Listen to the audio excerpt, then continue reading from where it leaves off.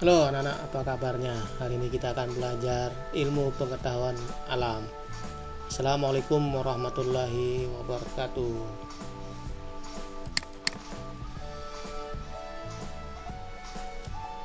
Komposisi dasar yang kita pelajari adalah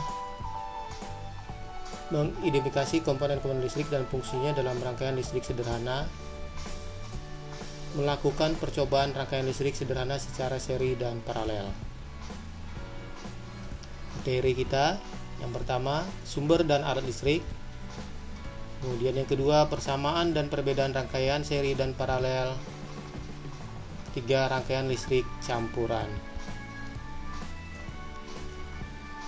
Sumber listrik.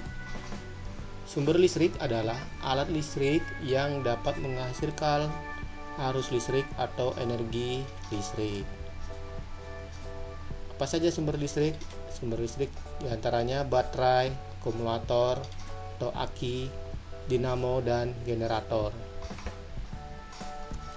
Pembangkit listrik yang untuk menghasilkan energi listrik yang dialirkan ke rumah-rumah diantaranya PLTD, PLTA, PLTS, PLTU, PLTG.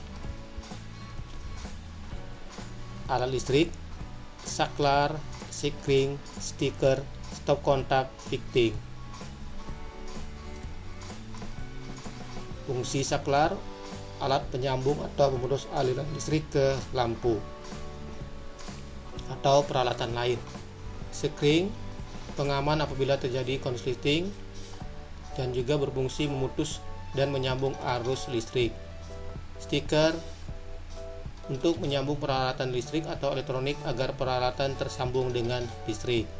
Stop kontak: alat yang dipasang di ujung kabel untuk dicolokkan ke stiker.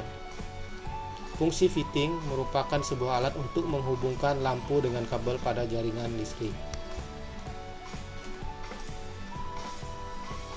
Manfaat listrik: 1. Energi listrik sebagai sumber penerangan. 2. Untuk menghidupkan berbagai peralatan listrik. 3. Energi listrik bisa mengubah menjadi energi panas, contoh setrika listrik, solder, dan dispenser. Energi listrik bisa diubah menjadi energi gerak, contohnya menggerakkan motor, mobil, dan kipas angin. Energi listrik bisa diubah menjadi energi cahaya.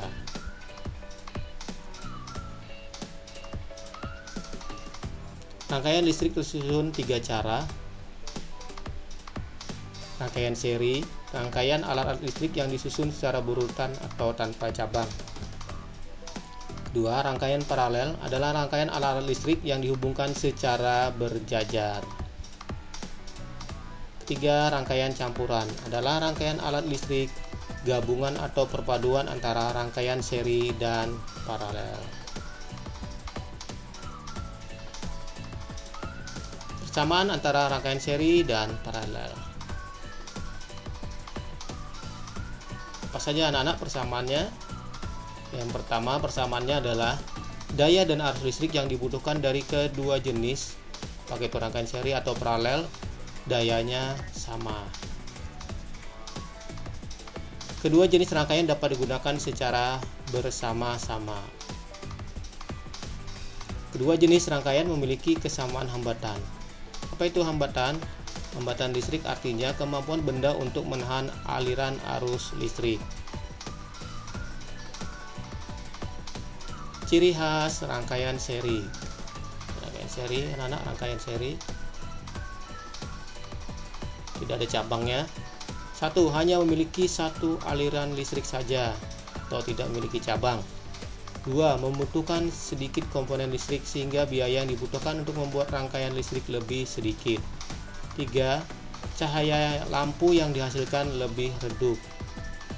Di rangkaian seri cahaya lampu yang dihasilkan lebih redup. 4. Jika salah satu alat listrik dilepaskan dari rangkaian yang membuat kabel terpisah, akan mengakibatkan aliran listrik lainnya padam.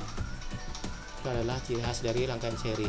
Jadi salah satu padam atau terpisah, yang lain pun ikut padam.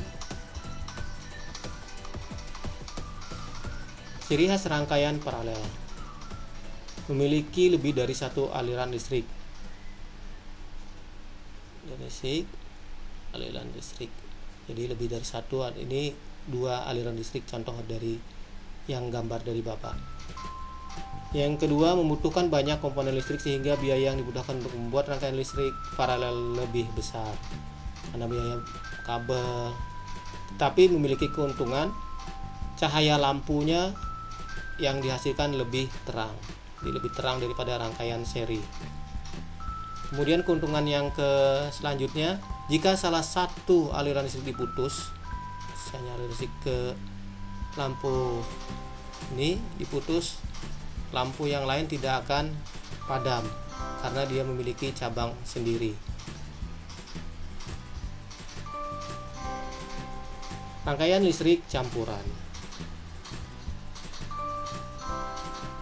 Apa itu rangkaian listrik campuran? Merupakan rangkaian alat listrik gabungan atau perpaduan antara rangkaian seri dan paralel. Nah, ini contoh rangkaian listrik campuran, anak-anak. Ini rangkaian seri, rangkaian paralel, campur jadilah rangkaian campuran. L1 dan L2 dan L3 dipasang secara seri, kemudian diparalelkan dengan L4 dan L5. Jika L1 padam, maka L2 dan L3 pun ikut padam. Tetapi L4 dan L5 tidak padam atau tetap menyala karena aliran listrik dapat melewati percabangan yang lain. Bercabang di sini aliran listriknya, hanya tetap menyala. Gimana anak-anak? Paham tentang rangkaian listrik? Sekian materi Bapak pada hari ini. Terima kasih. Assalamualaikum warahmatullahi wabarakatuh.